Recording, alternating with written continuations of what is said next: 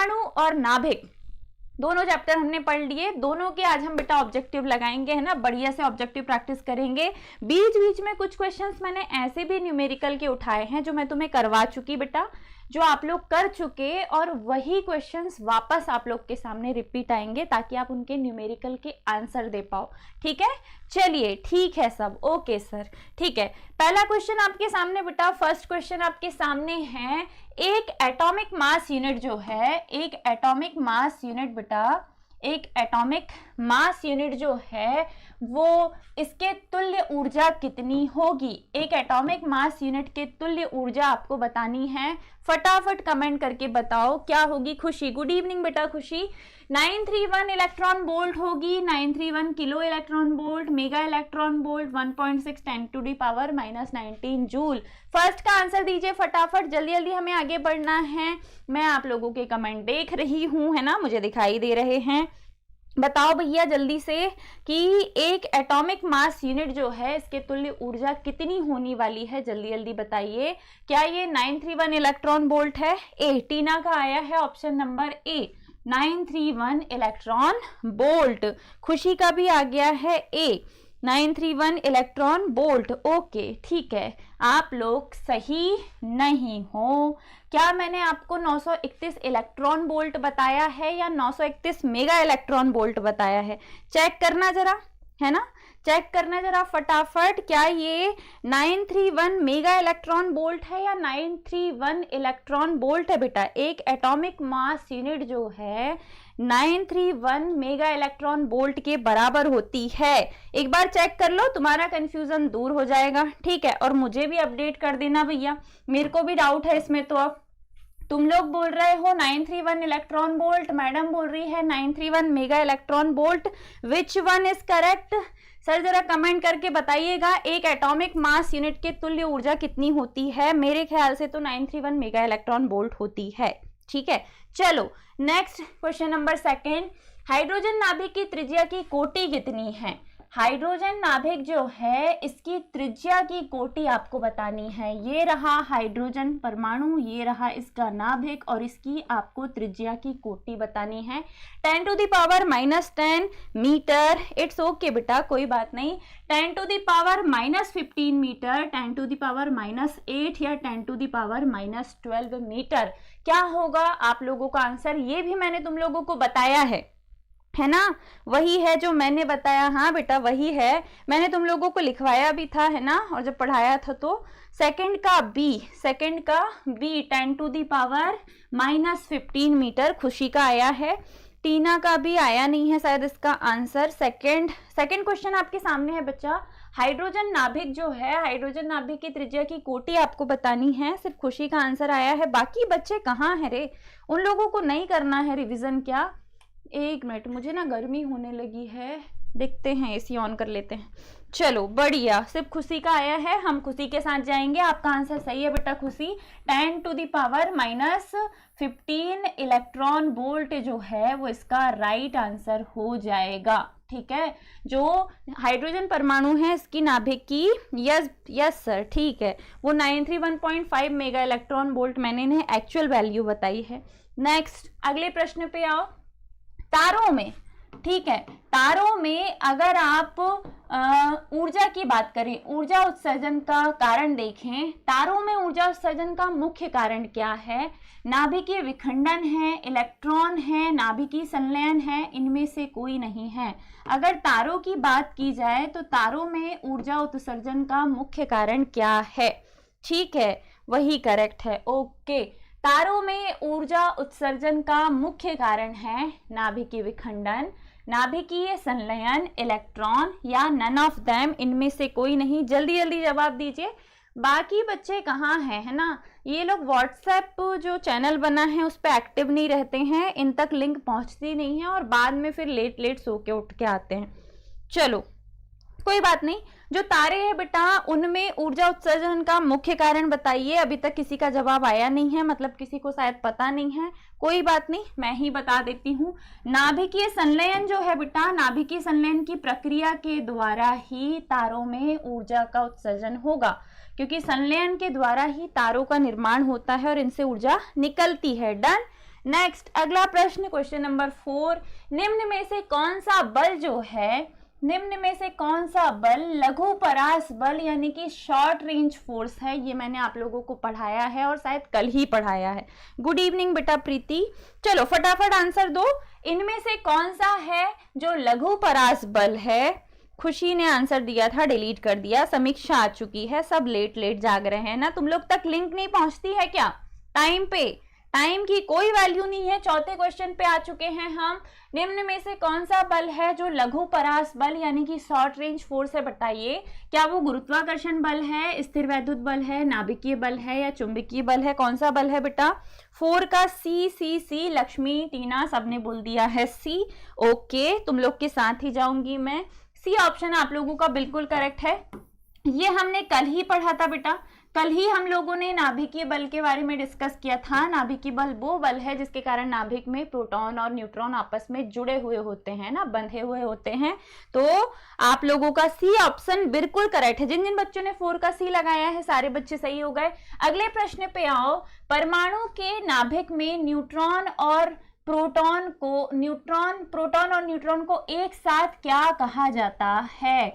ये भी मैंने आपको बताया था। परमाणु के नाभिक में प्रोटॉन और न्यूट्रॉन को एक साथ क्या कहेंगे? बताइए, फटाफट बताओ। 1 वर्ड है। हेलो बेटा रुचि, 1 वर्ड है। 5th क्वेश्चन पे हम हैं। 5th क्वेश्चन का आंसर आप लोग दीजिए। 5th का आंसर क्या होगा बेटा? परमाणु के नाभिक में प्रोटॉन और न्यूट्रॉन को एक साथ हम क्या कहेंगे? न्यूक्लियॉन। खुशी ने बोला न्यूक्लियॉन। लक्ष्मी का आ गया, रुचि का आ गया, वेरी गुड। एक साथ हम दोनों को क्या कहेंगे बच्चा? न्यूक्लियॉन कहेंगे। कल ही पढ़ा है हमने, है ना, कल ही आप लोगों ने पढ़ा था। क्या कहेंगे हम इन्हें? न्यूक्लियॉन कहेंगे। परमाणु के नाभिक में प्रोटॉन और न्यूट्रॉन को एक साथ न्यूक्लियॉन कहा जाता है। अगले प्रश्न पे आते हैं। अगला क्वेश्चन आपके सामने है। समस्थानिकों में किसकी संख्या समान होती है? समस्थानिक आइसोटोप्स कल ही एग्जाम्पल बताया था। H11, H12, H13। आपको बताना है इनमें किसकी संख्या समान होती है बेटा, फटाफट बताइए। तो न्यूट्रॉन की होती है, प्रोटॉन की होती है, न्यूक्लियॉन की होती है या प्रोटॉन की होती? अरे यार प्रोटॉन रिपीट हो गया, कोई बात नहीं, ठीक है। प्रोटॉन एक बार रिपीट हो गया। आप यहाँ लिख सकते हो नन ऑफ देम, है ना।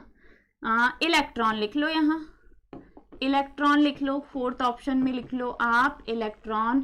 अब बताओ क्या होगा? अब बताइए क्या होगा, फटाफट बताइए। समस्थानिकों में किसकी संख्या समान होती है? क्या ये न्यूट्रॉन है, प्रोटॉन है, न्यूक्लियॉन है या फिर इलेक्ट्रॉन है? चारों में से क्या है जिसकी संख्या परमाणु के नाभिक में समान होगी और हम इन्हें कहेंगे समस्थानिक? समस्थानिकों में किसकी संख्या समान होती है? 6 का बी आया है खुशी का, 6 का बी, जिसमें प्रोटॉनों की संख्या समान और यस बी प्रोटीन नहीं है रे, प्रोटॉन है ना, प्रोटीन कर रही है लड़की। चलो, प्रोटॉन की संख्या समान होती है। देखो परमाणु क्रमांक प्रोटॉन की संख्या का ही सूचक है। H1 लिख दिया, इसका मतलब क्या? प्रोटॉनों की संख्या समान होगी। हम इन्हें क्या कहेंगे बच्चा? समस्थानिक कहेंगे। राधिका ने भी बी आंसर दिया है, वेरी गुड, बी आप लोगों का सही है। अब नेक्स्ट देखो, अगला प्रश्न है। अगला क्वेश्चन नंबर 6। नाभिकीय विखंडन में ऊर्जा उत्पन्न होने का कारण? विखंडन में बेटा ऊर्जा उत्पन्न होने का कारण क्या है? जब नाभिक टूटते हैं ऊर्जा निकलती है, इसका कारण क्या होगा? 6th question. क्या ये द्रव्यमान की क्षति है? क्या ये न्यूट्रॉन का क्षय है, प्रोटॉन का क्षय है या रासायनिक अभिक्रिया है? जब नाभिकीय विखंडन होता है तो किस कारण से जो ऊर्जा है वो उत्पन्न होती है? द्रव्यमान की क्षति के कारण, न्यूट्रॉन क्षय के कारण, प्रोटॉन क्षय के कारण या रासायनिक अभिक्रिया के कारण? 7 नहीं, 6 क्वेश्चन बेटा। 6 का आंसर ए आपने दिया है, द्रव्यमान की क्षति, है ना। प्रीति का आया है ए, 6 का ए आंसर दे रही है। वंशिका का भी ए आया है। नाभिकीय विखंडन में सारे बच्चे बोल रहे हैं ए, वेरी गुड। द्रव्यमान की क्षति के कारण ही क्या बोलते से विखंडन की जो घटना है इसमें ऊर्जा उत्पन्न होती है। द्रव्यमान क्षति, ऑप्शन नंबर ए आप सभी का करेक्ट है बेटा। अगले प्रश्न पे आओ। अगला क्वेश्चन आपके सामने है।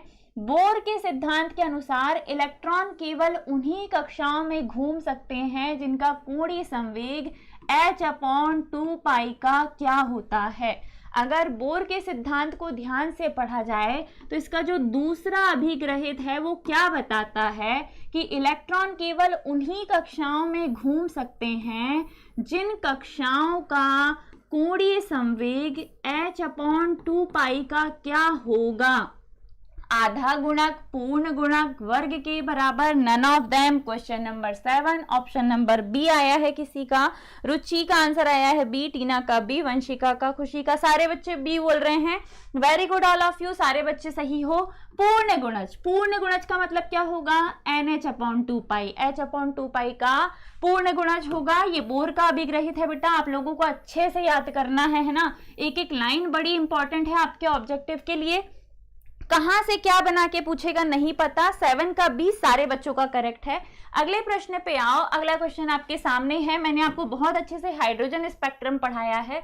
आपसे पूछा है कि हाइड्रोजन स्पेक्ट्रम की बामर श्रेणी के प्रकाश के किस भाग में पड़ती है। हाइड्रोजन स्पेक्ट्रम की जो बामर श्रेणी है, लाइमन श्रेणी, बामर श्रेणी, पाश्चन, ब्रैकेट, फुंट, 5 श्रेणियां पढ़े हैं आपने।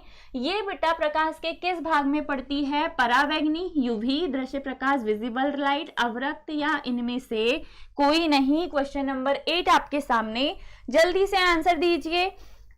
मेरे को ना ऑब्जेक्टिव कराने में बड़ी बोरियत होती है, बट करवाना पड़ेगा। तुम्हारी ऑब्जेक्टिव की प्रैक्टिस नहीं हुई बहुत दिनों से फिजिक्स की, है ना, तो मैंने सोचा चैप्टर खत्म हुआ है, फटाफट ऑब्जेक्टिव प्रैक्टिस करा दी जाए बच्चों को। 8 का बी, दृश्य प्रकाश, विजिबल लाइट। सारे बच्चे बोल रहे हैं कि भैया वामर श्रेणी तो दृश्य प्रकाश क्षेत्र में पड़ती है। ऑप्शन नंबर बी आप लोगों का करेक्ट है। लाइमन पूछेगा तो क्या करोगे? लाइमन पूछेगा तो मैडम हम यूवी करेंगे। वामर के लिए दृश्य प्रकाश आप सभी का करेक्ट है। खुशी, प्रीति, लक्ष्मी, टीना सारे बच्चे सही है बेटा। अगले क्वेश्चन पे आओ। अगला प्रश्न है, रदरफोर्ड के अल्फा कण प्रकीर्णन प्रयोग में ने किसकी खोज की थी? रदरफोर्ड ने जो अपना अल्फा कण प्रकीर्णन प्रयोग किया था, सोने की स्वर्ण पत्र के ऊपर अल्फा कणों की बौछार की थी, इससे क्या इलेक्ट्रॉन की खोज हुई थी, प्रोटॉन की, नाभिक की या न्यूट्रॉन की? चारों में से किसकी खोज हुई थी? सन भी लिख के देना कि रदरफोर्ड ने अपना अल्फा कण प्रकीर्णन प्रयोग जो है वो किस सन में किया था। रदरफोर्ड ने अपना नाभिकीय मॉडल कब प्रस्तुत किया था? जल्दी से बताओ। 9 का सी बोल रहे हैं बच्चे, सारे बच्चे। वंशिका, रुचि, प्रीति, रुचि, टीना सारे बच्चों का आ गया है नाभिक। किस सन में हुआ था बेटा? किस सन में रदरफोर्ड ने अपना नाभिकीय मॉडल प्रस्तुत किया था? अगला क्वेश्चन तुम्हारे सामने है, बताओ। आप लोगों ने बोला नाभिक की खोज कर दी अल्फा कण प्रकीर्णन प्रयोग से, मैंने मान लिया, ठीक है, न्यूक्लियस की खोज हो गई। नाभिक is the correct answer. Now tell me कि ये किस सन में दिया था रदरफोर्ड ने? ओहो प्रीति, 1904। 1904। तो फिर थॉमसन ने कब दिया था बेटा? थॉमसन ने कब दिया था? थॉमसन ने दिया था 1904 में। और आप लोगों ने बोला है, मोस्ट ऑफ बच्चों ने 1911। 1911 में दिया था किसने? रदरफोर्ड ने। डन, ठीक है। 4 बेटा थॉमसन के लिए है और 11 है किसके लिए? रदरफोर्ड के लिए। याद रखना सन बहुत इंपॉर्टेंट है, स्पेशली वनडे एग्जाम्स के लिए, है ना। इट्स ओके बेटा, कोई बात नहीं। अगले प्रश्न पे आओ। अगला प्रश्न तुम्हारे सामने है, हाइड्रोजन परमाणु की प्रथम कक्षा में इलेक्ट्रॉन की ऊर्जा कितनी होती है? आपसे पूछा है हाइड्रोजन परमाणु की प्रथम कक्षा में भैया ऊर्जा बताइए कितनी होगी। द्वितीय में, तृतीय में, चतुर्थ में, सब में, पहली में कितनी होती है ये बताओ। 1911 सही है बेटा। इसका बताइए, ठीक है, इसका बताना है। हाइड्रोजन परमाणु जो है इसकी प्रथम कक्षा में इलेक्ट्रॉन की ऊर्जा कितनी होती है? बहुत ही आसान सा प्रश्न है ना। बोर का 1913। वेरी गुड बेटा टीना, बोर ने 1913 में दिया था। 1904 थॉमसन, 1911 रदरफोर्ड, 1913 बोर, है ना। चलो 10 का ए बोल रहे हो आप लोग, -13.6। प्रीति, राधिका, रुचि, लक्ष्मी सारे बच्चों ने ए बोल दिया है। मैं ज्यादा देर वेट नहीं करूंगी। वेरी गुड, है ना। अगर पहली कक्षा की बात आएगी, प्रथम कक्षा की बात आएगी हाइड्रोजन के लिए, याद रखोगे प्रथम कक्षा में जो ऊर्जा होती है -13.6 इलेक्ट्रॉन वोल्ट होती है। इस -13.6 से किसी भी कक्षा की ऊर्जा निकाली जाती है। जिस भी कक्षा की ऊर्जा आगे क्वेश्चन मिलेंगे निकालनी हो, आप ये फॉर्मूला लिखना। इस फॉर्मूले में मान लो दूसरी कक्षा की ऊर्जा निकालनी है तो आप दूसरी कक्षा के वर्ग का भाग दे देना, जो भी आंसर आएगा वो दूसरी कक्षा की ऊर्जा होगी। तीसरे के वर्ग का भाग दे दोगे तो तीसरे की होगी। ऐसे करके आप किसी भी कक्षा की ऊर्जा निकाल सकते हैं। आगे ये प्रश्न आपको परेशान करेंगे, ठीक है। अगले प्रश्न पे आओ। अगला क्वेश्चन आपके सामने है बेटा, सूर्य अपनी अपार ऊर्जा किस प्रक्रिया द्वारा उत्पन्न करता है? सूर्य के पास जो इतनी ज्यादा ऊर्जा है, बताइए कि वो किस प्रक्रिया द्वारा उत्पन्न होती है। क्या ये नाभिकीय विखंडन है, नाभिकीय संलयन है, रेडियोधर्मी क्षय है यानी कि रेडियो एक्टिव क्षय है, या केमिकल दहन, रासायनिक दहन है? क्या है बेटा? क्वेश्चन नंबर 11 आपके सामने। ज्यादा प्रश्न नहीं है। इंटरेस्टिंग बात यह है कि ये परमाणु और नाभिक दोनों चैप्टर के मिक्स हैं, और लास्ट का जो चैप्टर है अर्धचालक वाला उसके मैं करवा चुकी हूँ ऑब्जेक्टिव। फर्स्ट के भी तो मोस्टली बीच के चैप्टर्स रह गए हैं, उनके भी हम जल्दी कर लेंगे, है ना। 11वें का बी, रुचि ने कहा है बी संलयन। रुचि का आंसर है संलयन। बाकी बच्चों का आया नहीं भैया। प्रीति का भी आ गया है, वेरी गुड। नाभिकीय संलयन जो है बेटा, नाभिकीय संलयन के द्वारा ही सूर्य के पास इतनी सारी ऊर्जा जो है वो स्टोर होती है। सूर्य की ऊर्जा का कारण है नाभिकीय संलयन। 11वीं का बी सही जवाब है आप लोगों का। अगले प्रश्न पे आइए। बोर परमाणु मॉडल के अनुसार कक्षा की त्रिज्या r और मुख्य क्वांटम संख्या n में क्या संबंध है?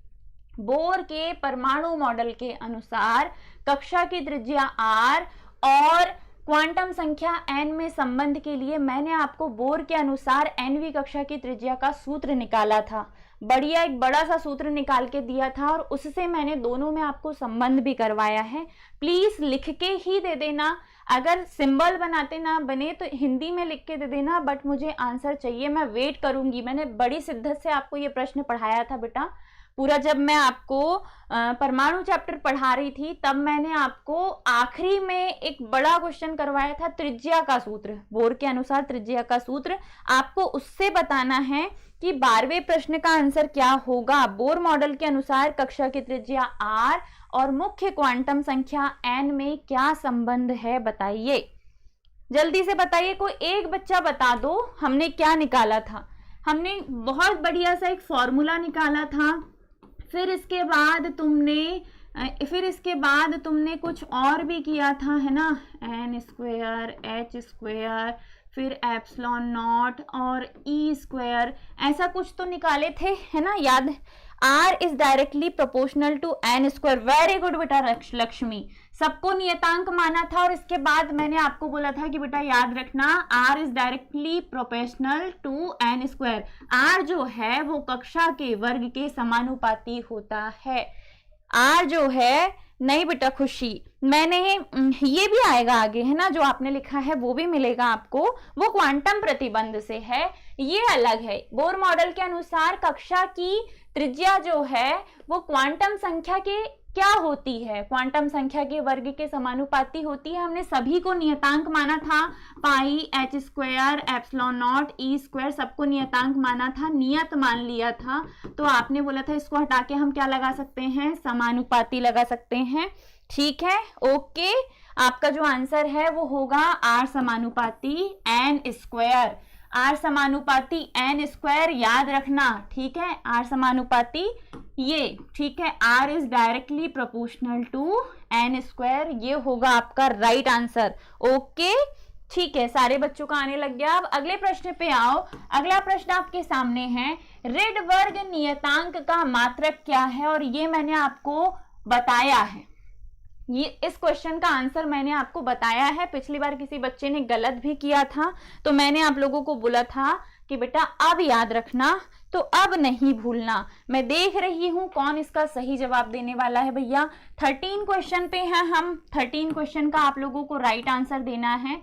रिडबर्ग नियतांक का मान क्या है बेटा, सॉरी मान नहीं, मात्रक क्या है, इसकी यूनिट क्या है? ऐसा यूनिट m इनवर्स, ठीक है, m इनवर्स क्या, m inverse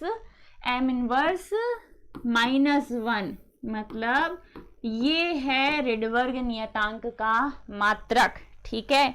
metre inverse -1, very good खुशी, रुचि और बाकी बच्चों को भी याद आ जाएगा। बिल्कुल सही हो आप लोग। रिडबर्ग नियतांक का मात्रक होता है मीटर इनवर्स -1। अगले प्रश्न पे आइए बेटा। अगला प्रश्न है हाइड्रोजन परमाणु में जब इलेक्ट्रॉन n = 2 से n = 2 से n = 1 में आता है, ठीक है, फर्स्ट में आता है, तो उत्सर्जित फोटोन की ऊर्जा क्या होगी? सेकंड से फर्स्ट में आ रहा है। अब अगर फर्स्ट की तुम्हें ऊर्जा पता है तो तुम पहले फर्स्ट से सेकंड की ऊर्जा निकालो कि सेकंड की ऊर्जा कितनी होगी, ठीक है। जब सेकंड की मिल जाए तो दोनों का अंतर निकाल लो और अंतर निकाल लेना, उसके बाद तुम्हारा राइट आंसर आ जाएगा कि भैया उत्सर्जित फोटोन की ऊर्जा कितनी होगी। ट्राई करो। मैं देख रही हूं तुम लोगों के कमेंट। आज मेरे पास लैपटॉप नहीं है तो मुझे मोबाइल पे ही देखना पड़ रहा है ना, सर सिस्टम पे कुछ काम कर रहे हैं। आपको पता है पहली कक्षा में ऊर्जा इतनी होती है, दूसरी कक्षा में चाहिए तो -13.6 में से आपको क्या करना पड़ेगा? आपको करना पड़ेगा इसमें 2 के वर्ग का भाग, मतलब 4 का भाग। 4 तिया 12, 4 तिया 12, 4 चौ 16, मतलब -3.4। अब -3.4 जो आया है, -13.6 में से -3.4 को घटा दो, -3.4 को घटा दो तो आपको ये पता चल जाएगा कि ऊपर से नीचे आने पे कितनी। 14वें का बी आया है रुचि का, रुचि ने निकाला है 14वें का बी। लेट चेक, आपका आंसर गलत है बेटा। घटा के देखो क्या आएगा, घटा के देखो क्या आएगा, है ना। अब भी मिल जाएगा तुम्हें आंसर। -13.6 पहली कक्षा की ऊर्जा है, ठीक है, ये पहली कक्षा की ऊर्जा है। माइनस माइनस प्लस 3.4, अब 3.4 13.6, 13.6 में से 3.4 को घटाओ तो 6 में से 4 गया 2, 3 में से 3 गया 0, 1 है तो 1, 10.2, क्योंकि इतनी ऊर्जा पाकर ही तो वो दूसरी कक्षा में गया है। जब इसने इतनी ऊर्जा ग्रहण किया था तब जाके वो दूसरी कक्षा में पहुंचा था, मतलब इतनी ऊर्जा उसे अपने आप में से निकालनी पड़ेगी तब जाके वो पहली कक्षा में आ सकता है। दोनों का जो अंतर है वो ये बता रहा है कि इतनी ऊर्जा पाकर इलेक्ट्रॉन दूसरी कक्षा में पहुंचा है, तो दूसरी से पहली में आने के लिए उसे इतने का त्याग करना पड़ेगा, इतने का वो त्याग करेगा तब जाके वो आ सकता है। 10.2 इज अ करेक्ट बेटा, ऑप्शन सी 10.2 जो है वो करेक्ट है, ठीक है, डन हो गया। नेक्स्ट अगले प्रश्न पे आइए। अगला प्रश्न आपके सामने है प्रति न्यूक्लियॉन बंधन ऊर्जा किस तत्व के लिए अधिकतम होती है? प्रति न्यूक्लियॉन बंधन ऊर्जा जब हम निकालते हैं तो यहाँ तो शायद मैंने ये तुम्हें बताया नहीं तो तुम्हें तुक्का ही लगाना पड़ेगा। क्या ये हाइड्रोजन के लिए है, हीलियम के लिए है, लोहे के लिए है या यूरेनियम के लिए है? अब इसके लिए तो आपको उनका परमाणु क्रमांक, परमाणु भार पता होना चाहिए, फिर उनकी बंधन ऊर्जा पता होनी चाहिए। इतना सब तुम्हारे पास टाइम नहीं है, तो पता है तो आंसर दे दो, नहीं पता है तो याद कर लेना कि प्रति न्यूक्लियॉन बंधन ऊर्जा किस तत्व की ज्यादा होती है। अगर करने पे जाओगे तो बहुत टाइम लग जाएगा। ऑप्शन नंबर सी लोहा जो है बेटा इसका करेक्ट आंसर है। लोहे की प्रति न्यूक्लियॉन बंधन ऊर्जा जो है वो बहुत ज्यादा होती है, याद रखना। आयरन लोहे की प्रति न्यूक्लियॉन बंधन ऊर्जा अधिकतम होती है, याद रखिएगा। नेक्स्ट अगले प्रश्न पे आइए। नाभिक के अंदर न्यूट्रॉन और प्रोटॉन को एक साथ बांधे रखने वाला बल कौन सा है?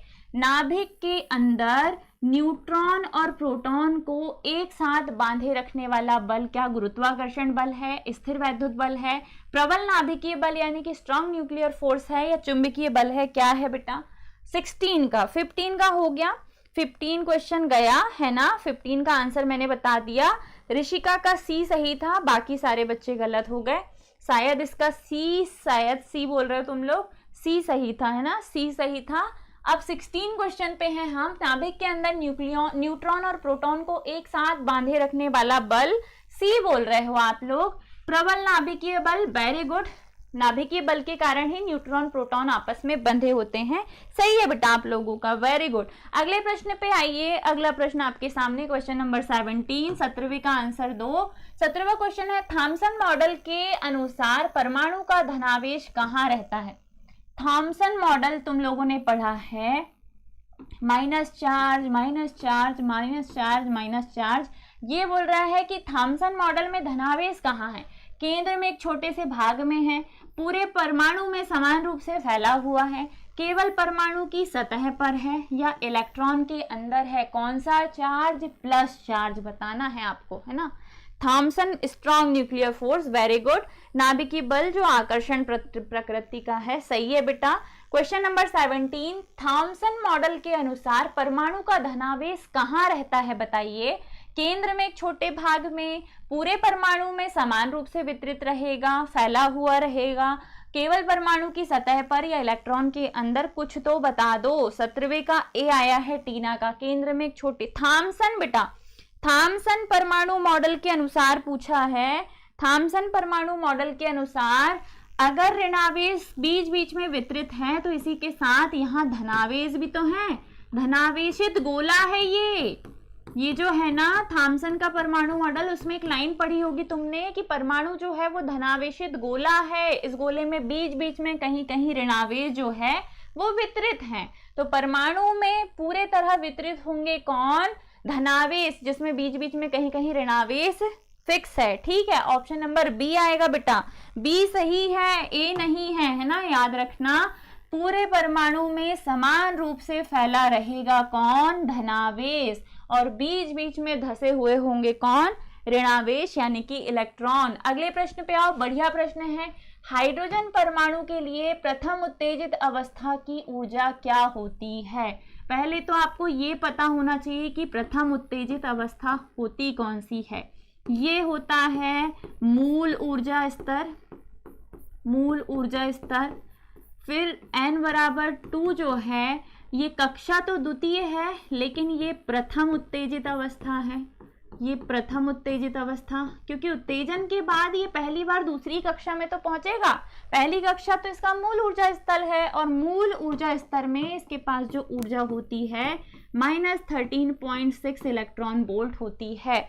नाउ टेल मी, इसका आंसर क्या होगा? अरे वाह, 13.6, वेरी गुड, मजा ही आ भी गयो, है ना। सबने एक तरफ से धुंधरे लिखना चालू कर दिए। -13.6, -13.6, ऑप्शन नंबर ए, ऑप्शन नंबर ए।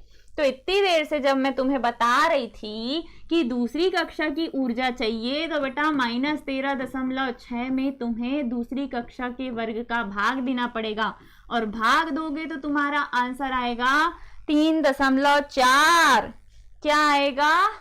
3.4। प्रथम उत्तेजित अवस्था का मतलब प्रथम कक्षा नहीं होता मेरे बच्चों, ये होता है दूसरी कक्षा, क्योंकि पहली कक्षा तो मूल ऊर्जा स्तर है, कोई उत्तेजित अवस्था नहीं है। अब उत्तेजित होगा तो ऊर्जा पाकर होगा, और वो अपनी मुख्य कक्षा से पहली कक्षा में जाएगा। पहली कक्षा कौन सी होगी उत्तेजित वाली? दूसरे नंबर की कक्षा, क्योंकि पहली कक्षा जो है वो तो मूल कक्षा है। सब ने एक तरफ से ए ए ए ए आंसर दे दिया, बढ़िया। ऑप्शन नंबर बी सही है इसका, याद रखिएगा, ठीक है। Option number B is correct, option number B इसका सही है। ए वाले सारे बच्चे हो गए गलत, है ना। यही पढ़ाई की है अपन ने इतने दिन से, ठीक है। 12वीं वालों ने गलत किया, समझ में भी आता है। पीएनएसटी वालों ने क्यों किया भैया, उनको तो कितने अच्छे से समझाया मैंने ये टॉपिक। अगले प्रश्न पे आओ। अगला प्रश्न आपके सामने है, परमाणु विद्युत रूप से कैसा होता है? परमाणु कैसा होता है? धनावेशित होता है, ऋणावेशित होता है, उदासीन होता है, या आयनित होता है? कैसा होता है बेटा, कैसा होता है? चलो बी इज करेक्ट। भाग गए आधे से लोग, डर के हैं ना, बोलना मैडम तो धुन देंगी, हम आंसर ही नहीं देंगे। मैं थोड़ी देर बाद अटेंडेंस भी तो लगाऊंगी, देखूं भी तो कौन कौन बच्चा पढ़ाई कर रहा है और कौन कौन टाइम पास, है ना। चलिए क्या होगा भैया, परमाणु विद्युत रूप से क्या है? 19 का सी, वेरी गुड। रानू, ऋषिका, प्रीति, सारे बच्चे बोल रहे हैं उदासीन, मैं तुम्हारा मान लेती हूँ बेटा, सी ऑप्शन करेक्ट है। परमाणु कैसा होता है? उदासीन होता है। अगले प्रश्न पे आओ। अगला प्रश्न आपके सामने है, हाइड्रोजन स्पेक्ट्रम की किस श्रेणी की तरंगदैर्घ्य सबसे कम होती है? किस श्रेणी की तरंगदैर्घ्य सबसे कम होती है? जिसकी ऊर्जा सबसे कम होगी, जिसकी ऊर्जा सबसे कम होगी उसकी तरंगदैर्घ्य भी सबसे कम होगी। हालांकि मैंने तरंगदैर्घ्य आप लोगों को लिखवाई है ना। हाइड्रोजन स्पेक्ट्रम की किस श्रेणी की तरंगदैर्घ्य सबसे कम होती है, आप लोगों को लिखवाया है मैंने। किसकी तरंग दैर्घ्य कम होगी? बताओ किसकी कम होगी बेटा? 20 का लाइमन है, बामर है, पाश्चन है, फुंट है, इनमें से किस श्रेणी की तरंग दैर्घ्य कम होती है? अब यहीं से दूसरा ऑप्शन भी उठाया मैंने आगे कि किसकी ज्यादा होती है, तो अगर यहाँ कम वाला जवाब दे दिया तो ज्यादा वाले तक पहुंच जाओगे तुम लोग, है ना? कोई बात नहीं, गए बच्चे।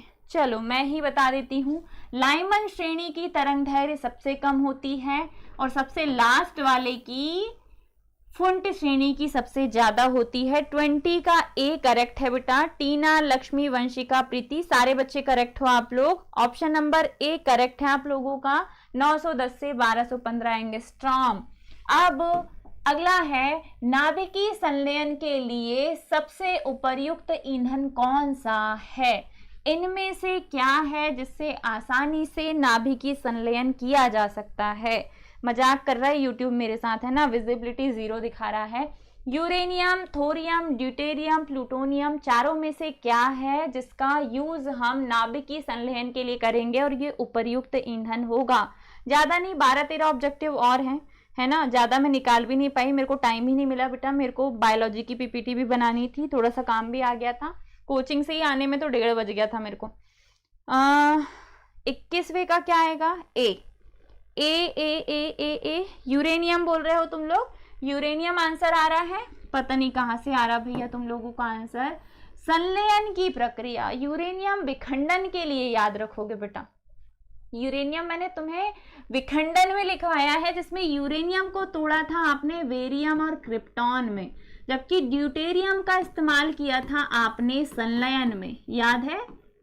हीलियम नाभिक बनाया था, एक न्यूट्रॉन बना था और कुछ ऊर्जा निकली थी। कल ही पढ़ा था, कल ही पढ़े हैं हमने नाभिकीय संलयन, नाभिकीय विखंडन, भूल गए? ड्यूटेरियम का इस्तेमाल किया था हमने किसके लिए? संलयन के लिए। यूरेनियम का इस्तेमाल किया था विखंडन के लिए। कल की क्लास में बड़े अच्छे से इसका जिक्र हुआ था और फिर भी तुम लोगों का आंसर सही नहीं आया, बहुत गलत बात है ना? कल ही पढ़ा है ये हमने। Deuterium option number C correct है, लक्ष्मी का आया है, बाकी किसी का नहीं आया, गलत बात है। अगले में देखो, अगला है, परमाणु की किस मॉडल को प्लम पुडिंग मॉडल के नाम से जाना जाता है? ये तो पता है ना? ये तो तुम लोग नींद में भी बता दोगे। परमाणु के किस मॉडल को प्लम पुडिंग मॉडल के नाम से जाना जाता है? फटाफट से कमेंट करके बताओ। परमाणु का एक तो रदरफोर्ड मॉडल है, थॉमसन मॉडल है, फिर उसके बाद बोर का परमाणु मॉडल है, और कोई मॉडल है? किस मॉडल को प्लम पुडिंग मॉडल के नाम से जाना जाता है? जल्दी से कमेंट करके बताइए। 1 वर्ड है आंसर, मैं नहीं दूंगी, तुम ही दोगे। फटाक से एक आध बच्चा आंसर दे और मैं आगे बढ़ जाऊं, है ना? परमाणु का कौन सा मॉडल है बेटा जिसे प्लम पुडिंग मॉडल के नाम से जाना जाता है? तरबूज model, Thomson, yes, very good. Ranu, Tina दोनों बच्चों ने जवाब दे दिया है, तो मैं बढ़ रही हूँ आगे। भैया थॉमसन के परमाणु मॉडल को प्लम पुडिंग मॉडल के नाम से जानते हैं।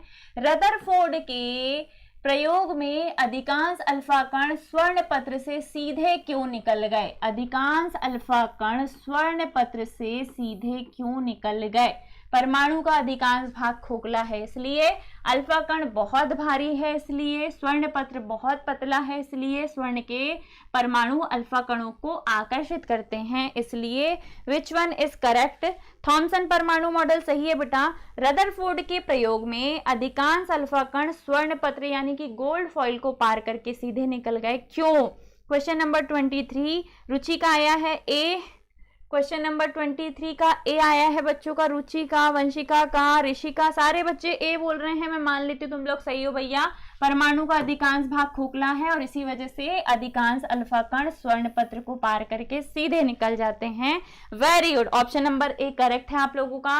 अगले प्रश्न पे आइए। अगला प्रश्न है, नाभिकीय संलयन के दौरान क्या होता है? अब भी बताया था, ड्यूटेरियम नाभिक का एग्जाम्पल भी लिया है हमने, तो बताइए कि नाभिकीय संलयन के दौरान क्या होगा?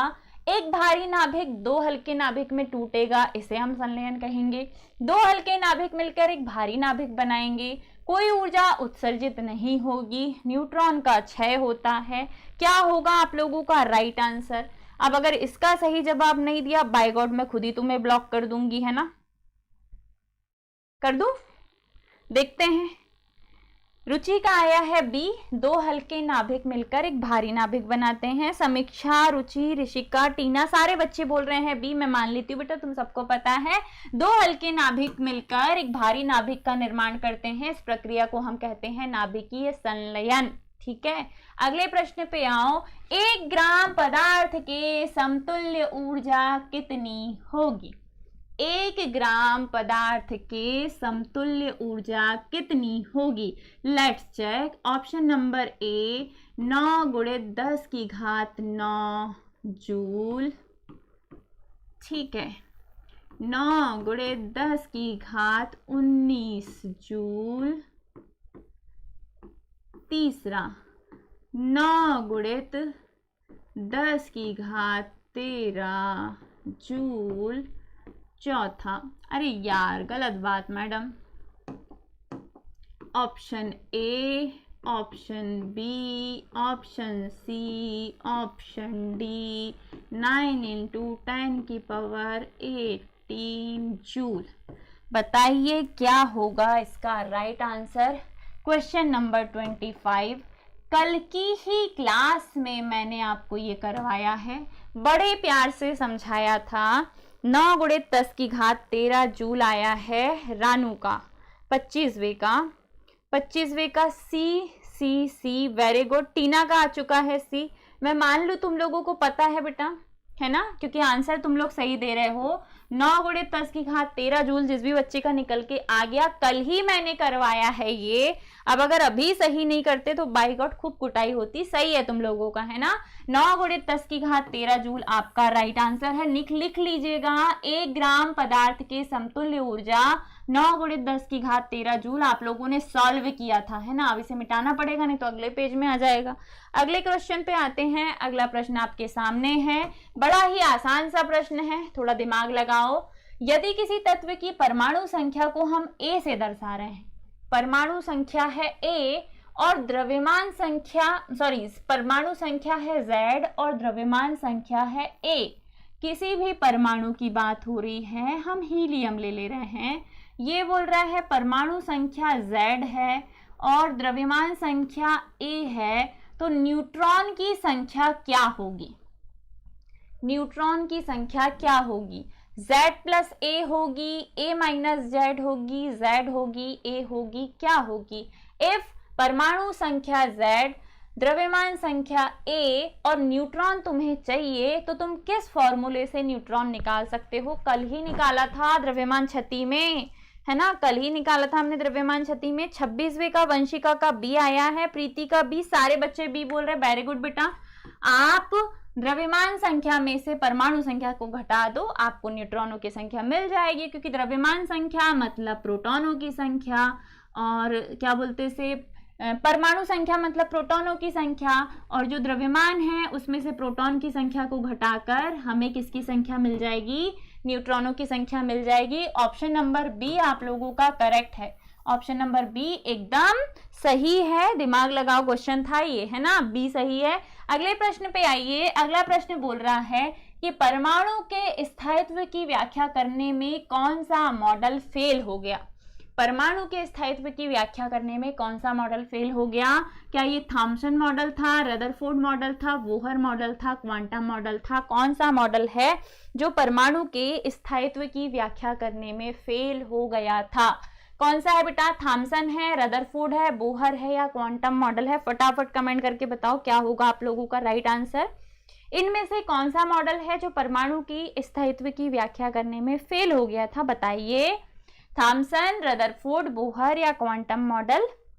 वंशिका का आया है, खुशी का आया है, वंशिका का आया है, खुशी का आ चुका है। वंशिका सी बोल रही है, बोहर मॉडल। बाकी सारे बच्चों का बी आ गया है, B B B, very good बेटा। रदरफोर्ड मॉडल जो है ये फेल हो गया था परमाणु के स्थायित्व की व्याख्या करने में। इन्होंने नहीं बता पाए थे कि भैया क्यों परमाणु स्थायी है, क्यों नाभिक के चारों ओर जब इलेक्ट्रॉन चक्कर लगाते हैं तो वो नाभिक में नहीं गिरते। ऑप्शन नंबर बी सही है। सर प्लीज मत बताइए, है ना, चीटिंग हो जाएगी नहीं तो। अगले प्रश्न पे आइए बेटा। अगला प्रश्न है, परमाणु के नाभिक के न्यूट्रॉन की खोज किसने की थी? नाभिक में न्यूट्रॉन की खोज किसने की है? Thomson, Rutherford, Chadwick, Niels Bohr. चारों में से कौन है जिन्होंने क्वेश्चन नंबर 29 29वें क्वेश्चन पे हैं, फटाफट बताइए। अब ज्यादा क्वेश्चन बचे नहीं, मोस्टली 5 से 6 क्वेश्चन है, फटाफट बता दो। परमाणु के नाभिक में न्यूट्रॉन की खोज किसने की है बेटा? 29 पे है हम। थॉमसन ने की है, रदरफोर्ड ने की है, चैडविक ने की है या नील्स बोहर ने की है? नील्स बोहर ने तो अपना क्वांटम प्रतिबंध दिया है ना, बोर के अभिग्रहित पढ़े हो तुम लोगों ने। सी चैडविक, वेरी गुड। चैडविक ने न्यूट्रॉन की खोज की है, रदरफोर्ड ने प्रोटॉन की खोज की है, प्रोटॉन के साथ साथ इन्होंने नाभिक की भी खोज की है, और साथ में थॉमसन ने की है बच्चा इलेक्ट्रॉन की खोज। थॉमसन ने की है किसकी खोज? इलेक्ट्रॉन की खोज। तो ऑप्शन नंबर सी, न्यूट्रॉन की खोज जेम्स चैडविक ने की है, सही है आप लोगों का। अगले प्रश्न पे आइए। अगला प्रश्न है, नाभिकीय संलयन के लिए प्रयुक्त ड्यूटेरियम और ट्राइटियम वास्तव में क्या हैं? एक शब्द में उत्तर। संलयन में जो तुमने ड्यूटेरियम लिया था, ट्राइटियम लिया था, ये वास्तव में क्या है? क्या है? एक शब्द में उत्तर। रदरफोर्ड स्टूडेंट सी। सी क्या सही है सर? चलो सी हीलियम। हीलियम है? ओ तेरी की। नाभिकीय संलयन के लिए प्रयुक्त ड्यूटेरियम और ट्राइटियम वास्तव में क्या है? ये दोनों एक साथ क्या है, मिलकर क्या बना रहे हैं, ये नहीं पूछ रहा है, ये है क्या बेटा? कहीं पढ़े हो क्या? इनका जिक्र हुआ है क्या? समस्थानिक में, समभारिक में, सम न्यूट्रॉनिक में कहीं तो सुना होगा, है ना? समस्थानिक, वेरी गुड। टीना का आ गया है, लक्ष्मी का आ चुका है। हाइड्रोजन के समस्थानिक हैं बेटा, ये क्या है? हाइड्रोजन के समस्थानिक हैं। हाइड्रोजन के समस्थानिक हैं कौन? ड्यूटेरियम और ट्राइटियम। हम इन्हें आइसोटोप्स भी कहते हैं। आइसोटोप्स, समस्थानिक, वेरी गुड। जिन जिन बच्चों में हाइड्रोजन के समस्थानिक बोला है वे सारे सही हैं। ये जो ड्यूटेरियम ट्राइटियम हैं ये वास्तव में हाइड्रोजन के समस्थानिक हैं। अगले प्रश्न पे आइए। अगला प्रश्न आपके सामने ये रहा। बताना है कि किसी नाभिक की प्रति न्यूक्लियॉन बंधन ऊर्जा जितनी अधिक होगी वह नाभिक उतना ही अधिक क्या होगा?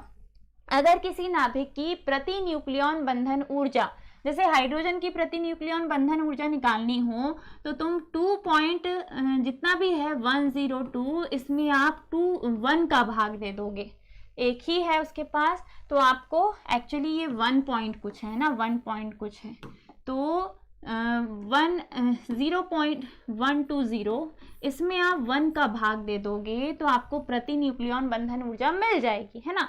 कल आप लोगों ने निकालना सीखा है। आपको बताओ जो प्रति न्यूक्लियॉन बंधन ऊर्जा होती है अगर उसका मान अधिक है तो क्या होगा?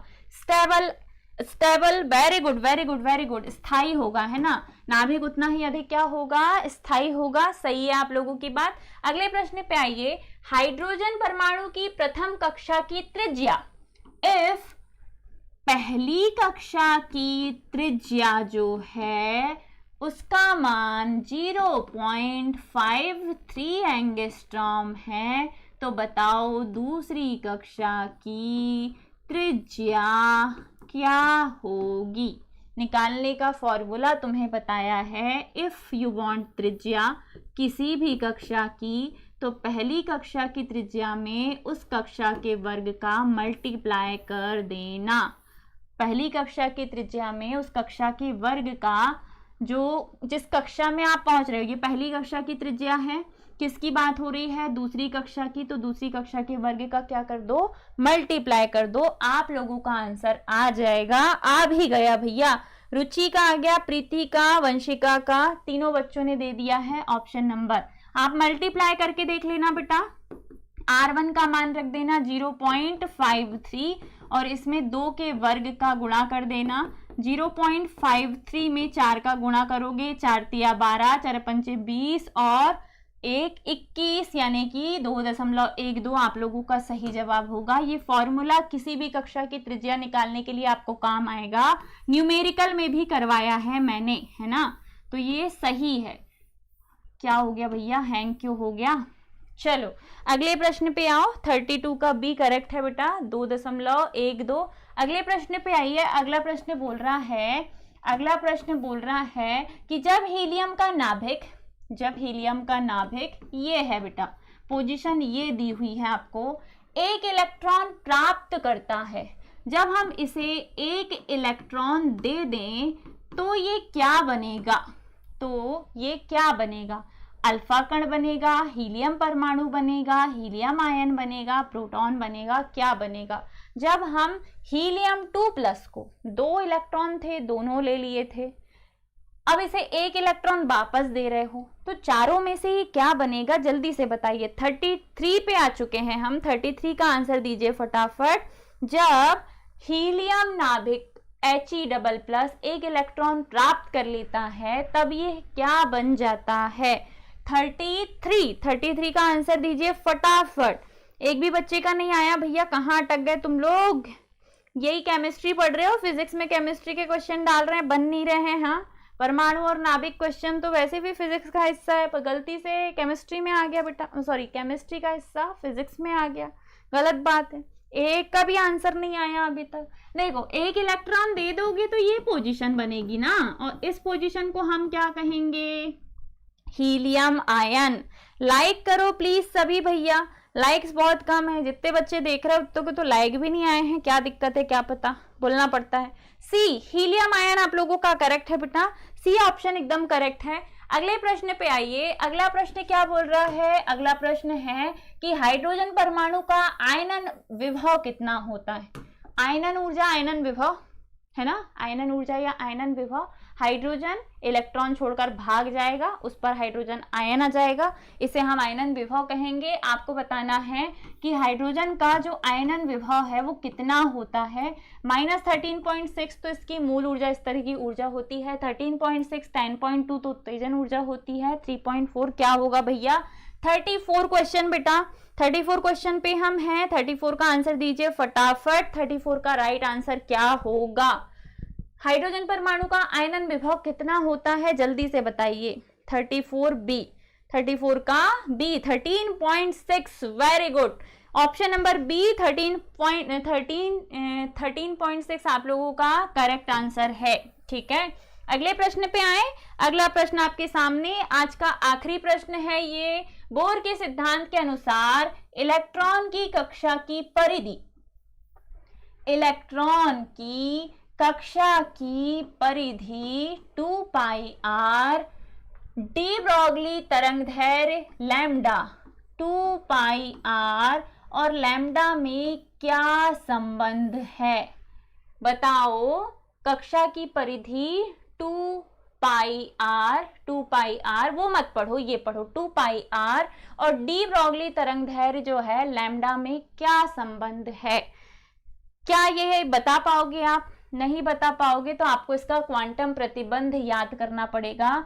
बोर के सिद्धांत के अनुसार इलेक्ट्रॉन की कक्षा की परिधि डी ब्रोगली तरंगदैर्घ्य की पूर्ण गुणज होती है, डी ब्रोगली तरंगदैर्घ्य की पूर्ण गुणज होती है, 2πr बराबर होता है n लैम्डा, और ये करेक्ट आंसर है। ठीक है, 2πr बराबर होता है n लैम्डा।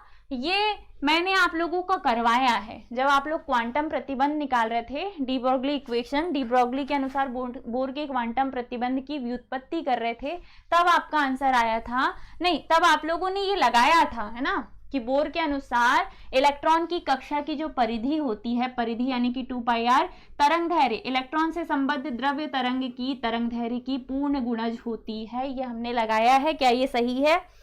क्या हमने ये पढ़ा है बेटा, बताओ। आखिरी क्वेश्चन था ये आज का। आज की क्लास हमारी यहीं समाप्त हो जाएगी, इरेज कर देते हैं इसे। पूरा नाभिक और परमाणु चैप्टर मैंने अच्छे से पढ़ा दिया, लगभग ऑब्जेक्टिव आपको करा दिए। इसके अलावा अगर कुछ मिलेगा तो जो मिलेगा वो होगा क्या, न्यूमेरिकल, कोई संख्यात्मक प्रश्न डाल देगा। अदरवाइज जो भी इससे ऑब्जेक्टिव आएगा बेटा, एक भी तुमसे नहीं छूटेगा, चाहे वो 1 वर्ड में आए, सत्य में आए, फिल इन दी ब्लैंक में आए, या किसी में भी आए। 2πr बराबर n लैम्डा, वेरी गुड, सही है, 2πr बराबर n लैम्डा होता है। यहाँ आके हमारी सभा समाप्त होती है ना। पूरे क्वेश्चंस हमारे हो गए, लगभग 35 क्वेश्चन मैंने दोनों चैप्टर से निकाले थे, इसके बाद निकाल रही थी तो रिपीट हो रहे थे, दैट्स वाई मैंने इसके आगे बढ़ाया नहीं, अदरवाइज निकालने तो को तो 40-50 निकाल लेते। ठीक है, टाइम वेस्ट करना नहीं था। बढ़िया तुम लोगों ने आया, क्लास लगाई, सारे जितने भी डाउट रहे होंगे एक बार और देख लेना, नोट कर लेना और अगली क्लास में वापस आ जाना। सर अगली क्लास कितने बजे से है? जस्ट